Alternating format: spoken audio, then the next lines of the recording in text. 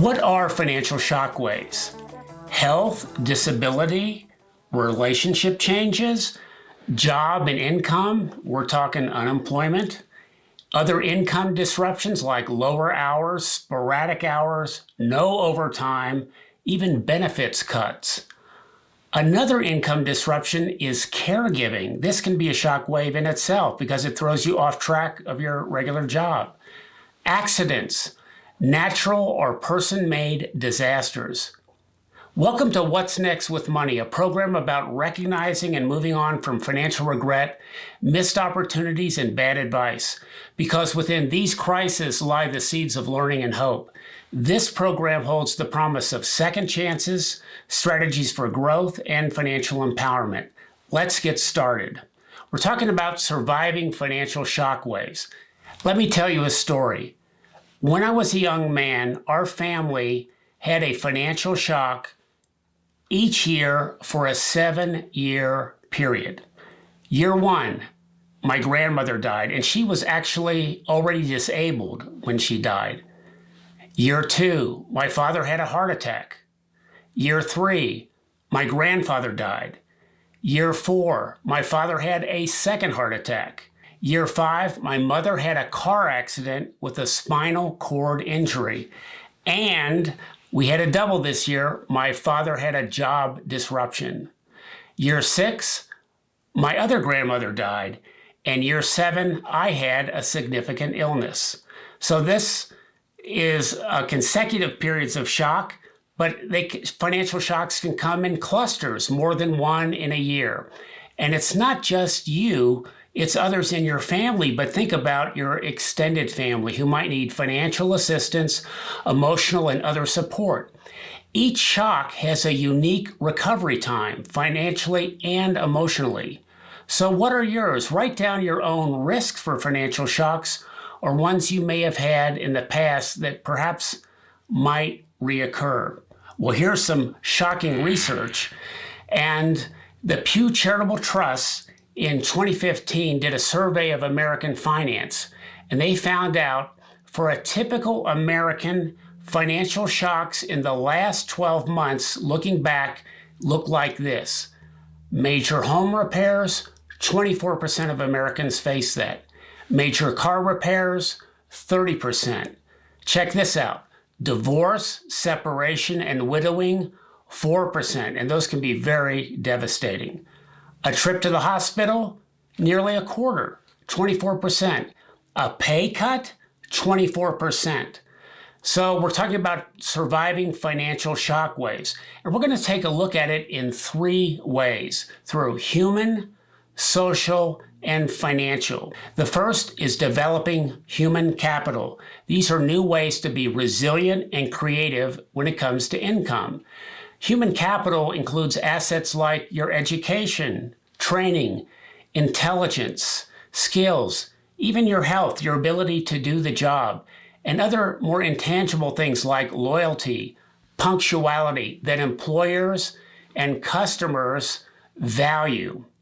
Now, shock waves in this human capital area can mean death, disability, sickness and disease, addiction, even a pandemic. And these things stop, slow, or disrupt income. Let's look at the next one, social capital. This is your social, family, and network relationships. Who would you call if you had to go to the hospital? Who would help you out? I grew up in a small town and in a church environment that was heavily networked, not just in the pews and in nonprofit organizations, but just people we knew in the small town. And there were many, many people in that setting that we could call upon in a jam. Others in more urban areas that are less connected may have to rely on community capital resources, nonprofits, faith-based clubs, social services in your area. And the shockwaves in this social realm can be divorce, separation, widowing, the reset after a new marriage. Maybe you're taking in family members who have had a loss of some type, or even a reputation loss can be part of this, including online and person to person. An accident, a human-made or natural disaster. Be sure to hit the subscribe button to subscribe for What's Next with Money. And did you know you can get a free personal finance insight guide? It's a 6-page guide called How to Take Control of Your Finances. Click the link below at the comment section or go to whatsnextwithmoney.com.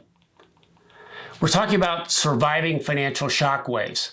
So let's look at financial capital. This is your assets, your credit score, your ownership, reserve funds, insurance, even the tools that you use to support and gain income and grow assets. The shockwaves here are very interesting.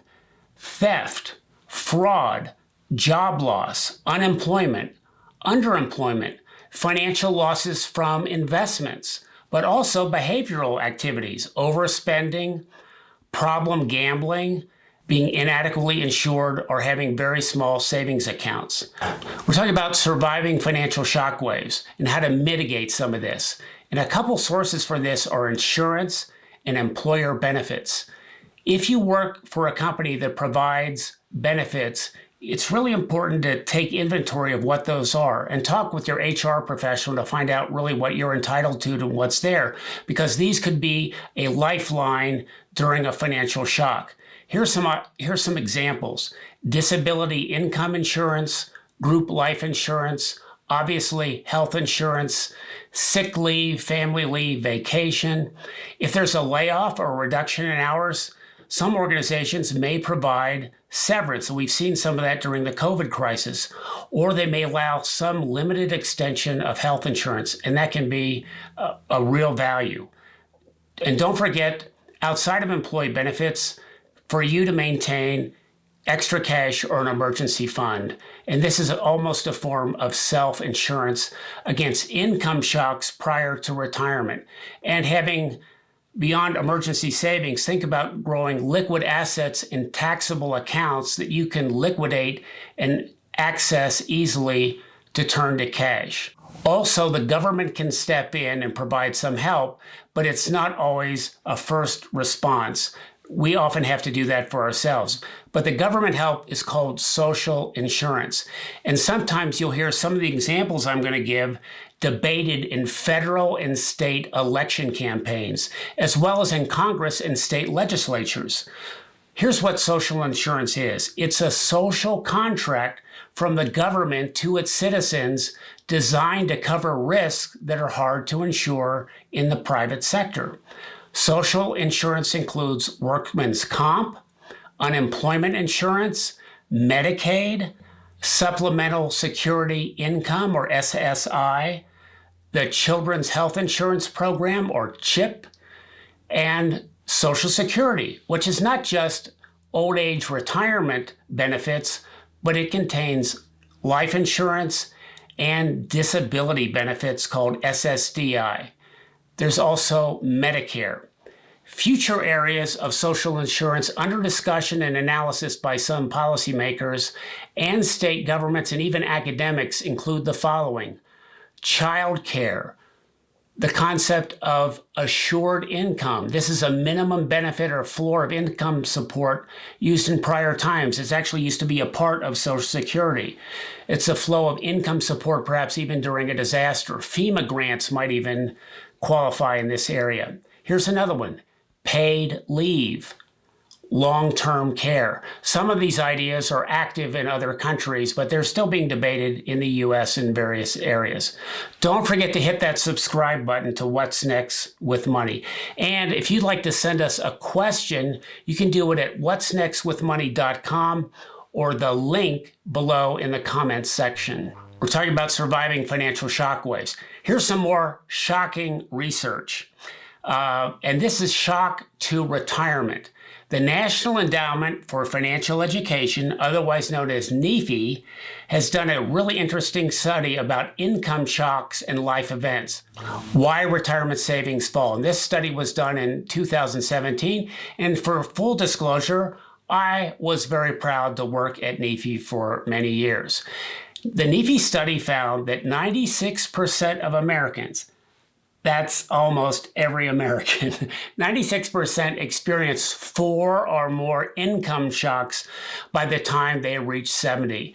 They classified them as job loss, sickness, and divorce. And these shocks, folks, can derail the best of savers. The 401k is sometimes used, in this case, as a lifeline or a bailout during a financial shock. This can be a premature withdrawal before retirement age, but those come with a tax and in some cases related financial penalty. Some folks move from job to job during a financial shock. They forgo rolling over their 401k to an IRA or even to a new employer. One technique some folks use is to stop contributing to a 401k to free up cash flow, and others even borrow from their account. Any of these moves actually undercut your retirement savings. This is called leakage, and it's often most pronounced when changing jobs. Here's another statistic from the NEFI study. 61% of workers aged 25 to 70 experienced at least one episode in which they lost their earnings for an entire year. Over half of Americans during that age span lost their earnings for an entire year. So what do you do about that? Think of options, a contingency plan for surviving financial shockwaves. I'm going to break this down into before, during, and after. Before, think about the tax consequences of any big money move like pulling money out of a 401k. Know about those potential penalties and find ways to save on the outside of those accounts. Identify other sources of cash. List in advance potential spending cuts or activities suspension. America just went through this drill with COVID. We actually practiced financial triage. We did list those cuts. We made those cuts. And many activities, like certain vacations and other things, we couldn't even do. So we literally suspended those. And that actually upped the savings rate for many Americans unless they were unemployed during that time. So the next section is during a financial shock. Use your savings resources and identify the best action strategies aligned with your financial goals. Research local sources. Make a plan for health insurance continuation.